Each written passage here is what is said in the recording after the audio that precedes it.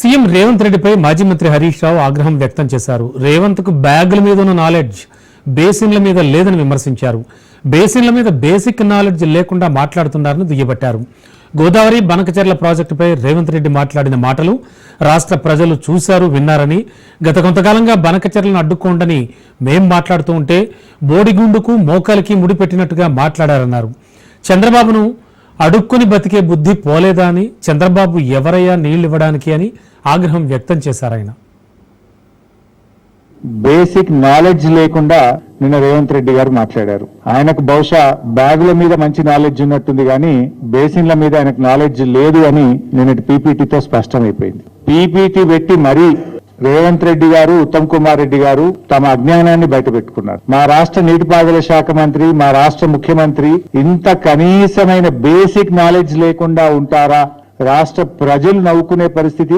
ఈ రాష్ట్ర ముఖ్యమంత్రి ఇంత అజ్ఞానిగా ఉంటాడా అని చెప్పి ఇవాళ దేశం ముందు పరువు పోయే పరిస్థితి వచ్చింది. రేవంత్ రెడ్డి గారు అంతులేనటువంటి అజ్ఞానంతో, మూర్తీభవించిన మూర్ఖత్వంతో నిన్న మాట్లాడారు. విషాదం ఏంటంటే ముఖ్యమంత్రి గారు దేవాదులు ఏ బేసిన్ లో ఉందని అడుగుతాడు. దేవాదులు ఏ బేసిన్ లో ఉందో ఆయనకు తెలియదు. బనకచెర్ల ఏ బేసిన్ లో కడుతున్నారో ఆయనకు తెలియదు. అంటే నువ్వు ఏం చేస్తున్నట్టు? అసలు చంద్రబాబును అడుక్కునే బుద్ధి పోతున్నట్లేదు. చంద్రబాబు దయా దాక్షిణ్యాల మీద బతుకు నీకు ఇంకా సోయి నుంచి వెనకెళ్ళి బయటకు వచ్చినట్టు లేవు. నువ్వు చంద్రబాబు ఇచ్చేదేంది 1000 TMCలు? It is our right. అంటే ఇప్పుడు చంద్రబాబు సర్టిఫికెట్ కోసం ఈయన ఆరాటపడుతున్నాడు. అయినా నీళ్లు చంద్రబాబు ఎవరండి ఇవ్వడానికి? చట్టబద్ధ సంస్థలు లేవా నీకు? గోదావరి నది పరివాహక ప్రాంతం లేదా? నీ రైట్ లేదా? అడుక్కోవాల్సిన బతికేంది నువ్వు? ఇంకెంతకాలం చంద్రబాబు మీద ఆధారపడి బతుకుతావు? ఎందుకు అడుక్కుంటున్నావు చంద్రబాబును? Already you have a right. నిన్న రేవంత్ రెడ్డి ఒక సూక్తి చెప్పిండు.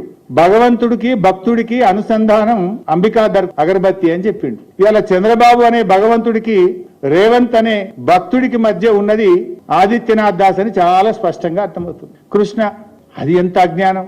నేను కృష్ణా బేసిన్లో పుట్టినా అంటాడు, పాలమూరు బిడ్డ అంటాడు.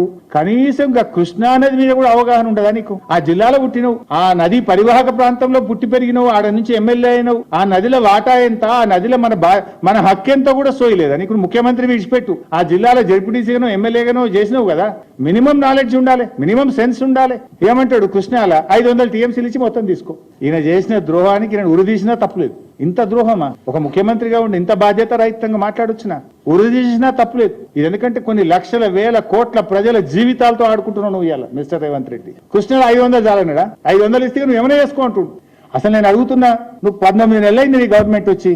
19 నెలల్లో ఒక ప్రాజెక్ట్ పూర్తి చేసినావా? ఒక్క చెరువు కట్టినావా? ఒక్క చెక్ డ్యామ్ కట్టినావా?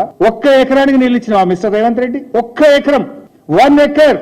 18 నెలల్లో ఒక్క చెరువు తవ్వలే, ఒక ప్రాజెక్టు పూర్తి చేయలే, ఒక్క ఎకరానికి నీళ్లు ఇవ్వాలి. నువ్వు చేసింది ఏమున్నది?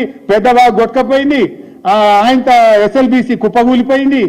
ఆ పాలమూరు ప్రాజెక్టులో పంపోజ్ మునిపీకింది. గింతే నువ్వు చేసింది. కూలగొట్టినావు, మునగొట్టినావు, తెగ్గొట్టినావు. పెద్దవాగు తెగ్గొట్టినావు, ఆ SLBC టన్నల్ కూలగొట్టినావు, వట్టెం నువ్వు మునగొట్టినావు. గింతకు మించి నువ్వు చేసింది ఏంది రేవంత్ రెడ్డి? ఏదో పీక్ పొడిచినా అని మాట్లాడుతావు.